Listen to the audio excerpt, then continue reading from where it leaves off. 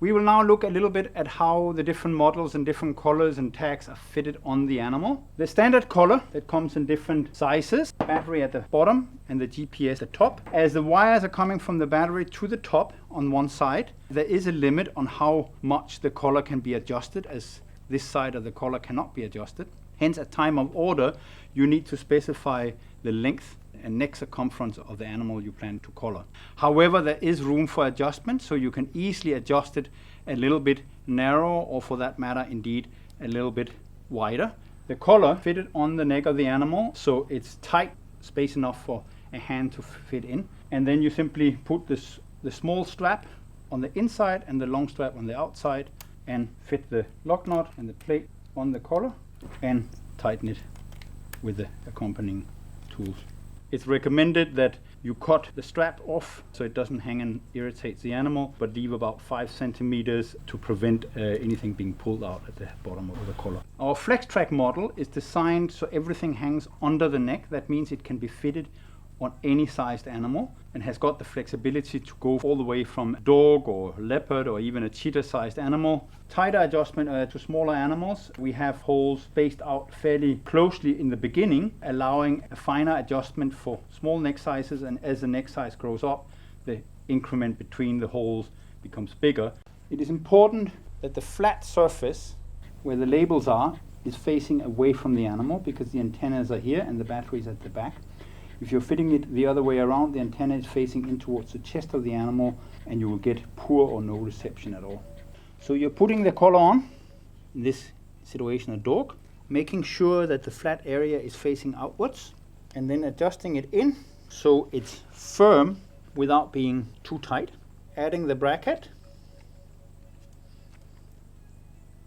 the 2 lock nuts, and the accompanying tool, which has got a yellow handle, so if you drop it in the field, it's easy to locate again. Tightening the lock nuts until the bolt, as a minimum, is showing up level with the top of the knot. Cut it at a slight curve so there's no sharp edges. Keep at least about 5 centimeters away from the bracket, so there's no risk of the bolts being pulled through the belting. All our collars come with the specs, the serial numbers and the frequencies laminated in. Once that is done, you can pull it off and give it to the person who keeps the notes.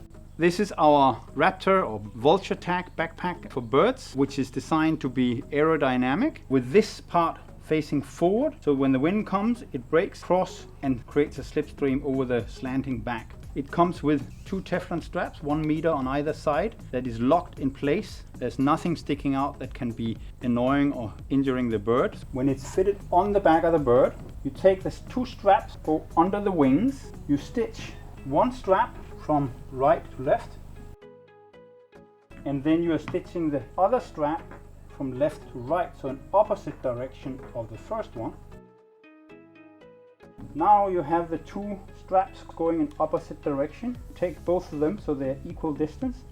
Tighten so it fits nicely on the bird. Make sure that the straps are equal distance. You adjust it so it fits firmly. Tighten the 2 grub screws that are situated at the back. And that is absolutely impossible to come loose. And you can cut the straps to length. Finally, fitting of our elephant collar model.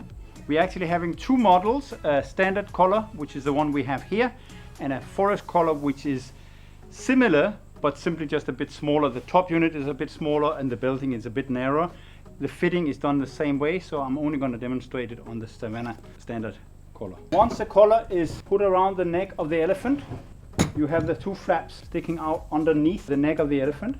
The holes are numbered 1, 2, 3, 4, 5 and so on, meaning that the counterweight needs to be fitted on and mounted at matching numbers to make sure that the collar is well balanced and the top unit is hanging even.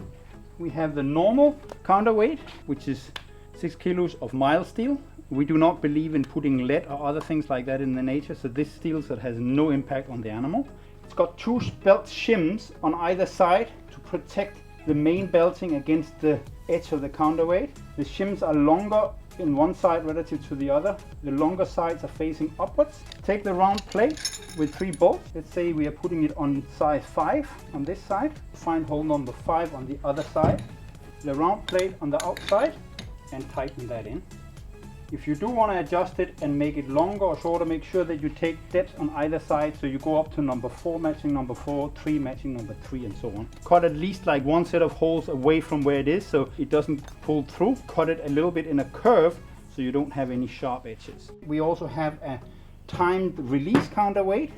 The fitting is kind of like identical. Timing needs to be programmed by us on order, and it's put in increment of 1 hour, and you can go all the way up to 5 years. Right before deployment, there's sitting a magnet, and by removing this magnet, the countdown starts. If it was set to 3 years from now, one side of it will pop off. Should you end up removing the magnet and realizing that you don't need to put it on and put it on later, you can simply put the magnet back on, and that will stop the countdown, but actually also reset the countdown.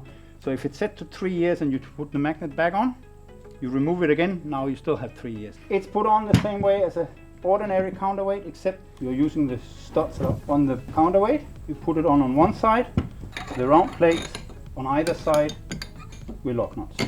Make sure that the shims also stay on here to protect the main belting against riding up against the counterweight.